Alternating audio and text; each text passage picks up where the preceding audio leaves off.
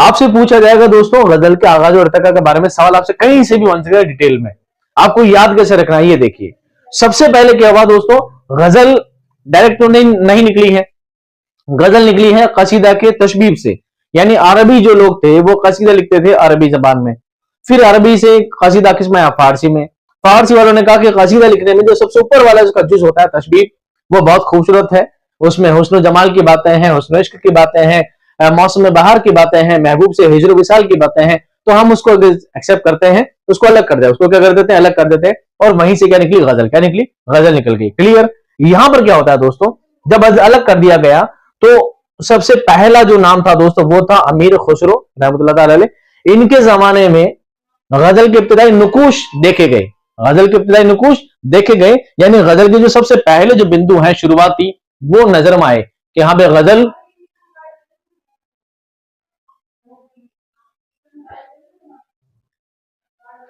कैसे लिखी जाती है, ये बात सबसे पहले उनके यहां पर देखे गए। इन्होंने एक शेर लिखा जो आधा फारसी में था और आधा किस में था, उर्दू जबान में था। उस जमाने में उर्दू को हिंदवी या हिंदी जबान भी कहते थे, ये बात रही पहली।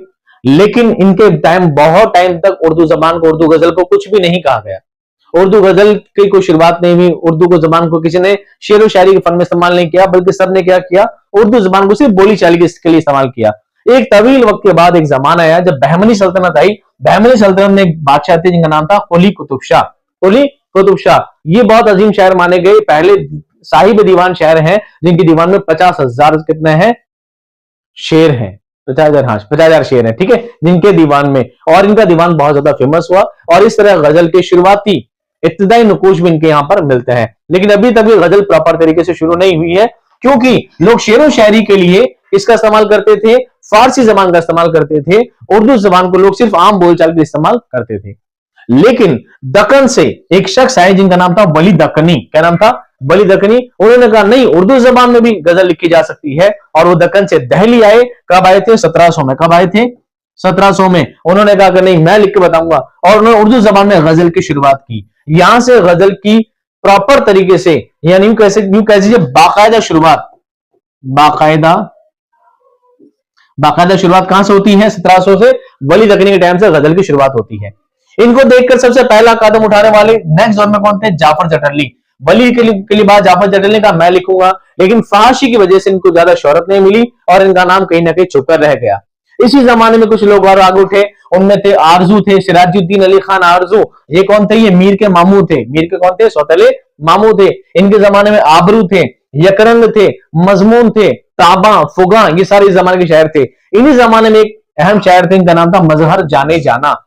मजहर जाने जाना। और इस जमाने में इन सब लोगों ने क्या किया, गजल लिखते लिखते इनको लगा कि हम बहुत ज्यादा उर्दू अच्छी जानते हैं, तो लोगों ने नई शैली की बुनियाद डाली। इसका नाम था इहाम गोई। इहाम गोई एक तरह का शायरी में ऐब है, एक लफ्ज के दो मानी निकलते हो, इस तरह का उन्होंने शेर व शायरी करना क्या किया, स्टार्ट किया, जो कि शायरी का ऐब माना जाता है।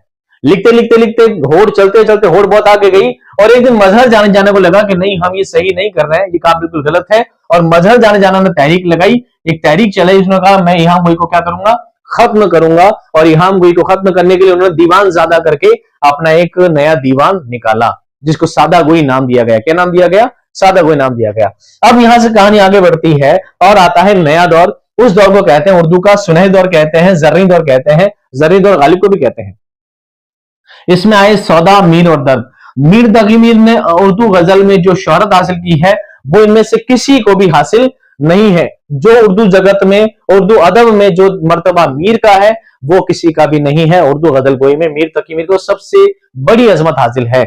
मीर तकी मीर ने शानदार शायरी लिखी है, सौदा ने शानदार शायरी लिखी है, दर्द ने शायरी लिखी है।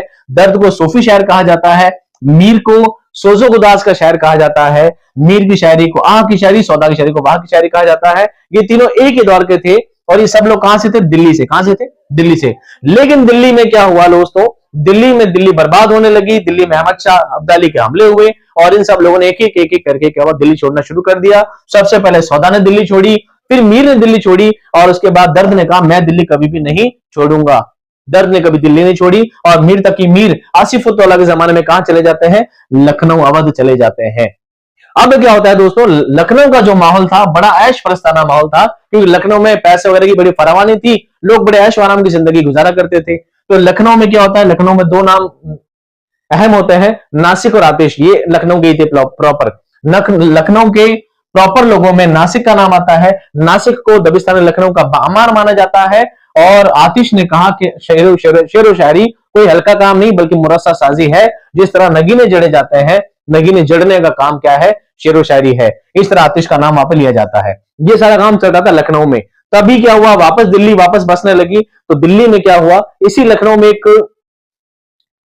एक ऐसी शैली का नाम निकाला जिसका नाम दिया गया रेख्ती, यानी औरतों की जबान में औरतों की शायरी करना क्या है, रेख्ती। जिस तरह दबिस्तान दहली ने इजाद की थी इहाम गोई, लखनऊ ने इजाद क्या की, रेख्ती। लखनऊ के शौरों ने क्या इजाद की, रेख्ती इजाद की। अब बात आती है वापस दहली में। दहली में कौन लोग हैं दोस्तों, गालिब है, मोमिन है और जौक है। गालिब है, मोमिन और जौक, ये दिल्ली के शायर हैं। गालिब, मोमिन और इनको क्या बोलते हैं, अहद जरनी, सुनहरा दौर कहा जाता है। क्या कहा जाता है, गोल्डन टाइम पीरियड कहलाता है। गालिब, मोमिन और जौक ने बहुत शानदार शायरी कही है। गालिब बड़े अजीम शायर माने जाते हैं उर्दू अदब के। अगर मीर के बाद उर्दू गजल में सबसे अहम नाम है तो वह है गालिब का। गालिब के बाद किसी का बहुत अहम नाम है तो वह है मोमिन का।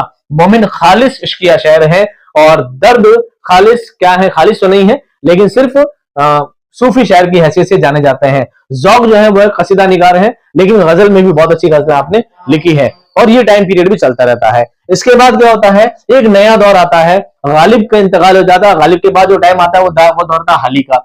अब अल्ताफ हुसैन हाली के टाइम में दौर में गजलें लिखी जाने लगी। लेकिन हाली के बाद दोस्तों आ जाती है तरक्की पसंद तहरीक, और तरक्की पसंद तहरीक वाले कहते हैं यार गजल अच्छी चीज नहीं है, हमें गजल को हटा देना चाहिए, नज्म बहुत अच्छी चीज है। इन लोगों ने नज्म को फरोग दिया और गजल की मुखालफत की। लेकिन तरक्की पसंद तहरीक के जमाने में फिराक गोरखपुरी, फैज अहमद फैज, यासिर खान चंगेजी और असगर गौंडवी, बहुत सारे शायर हुए जिन्होंने शानदार गजलें लिखी हैं, और गजल के फन को क्या करा, बचा कर रखा। क्या करा, बचा कर रखा। और मौजूदा दौर में, अगर आज के दौर में देखा जाए तो आज भी गजल जिंदा है, आज भी गजल जिंदा है, जिनमें अहमद फराज हैं, परवीन शाकिर हैं, जॉन एलिया हैं। इस तरह के बहुत सारे शायर ने आज भी क्या कर रखा है, गजल जैसी अहम सिन्फ को बचाकर रख रखा है, जिनमें ये सारे शायरों के नाम शामिल हैं। उनमें से काफी आज हैं और काफी आज नहीं भी हैं। और इस तरह गजल का क्या होता है, इख्तिताम होता है। आज भी गजल में बहुत सारे बहुत बहुत अजीम शायर हैं जो आज भी गजल लिख रहे हैं। एक छोटी मोटी गजल मैं भी लिख लिया करता हूँ, इंशाल्लाह कभी आपको मेरे चैनल पे मिल जाएगी। मैं मिलता हूँ नेक्स्ट क्लास में एक नए टॉपिक के साथ। ये रिव्यू आपको कैसा लगा, इसके बारे में आप मुझे कुछ ना कुछ कमेंट जरूर बताइएगा। आप चाहे तो मुझे कमेंट में कर सकते हैं, आप चाहे तो ऐप का मैसेज में कर सकते हैं, आप चाहे तो पर्सनली व्हाट्सएप पे मुझे बता सकते हैं किस तरह में पढ़ाया हुआ समझ में आया कि नहीं। मिलते हैं नेक्स्ट क्लास में आपसे बहुत जल्द। तब तक खुश रहिए, आबाद रहिए, खुदा हाफिज।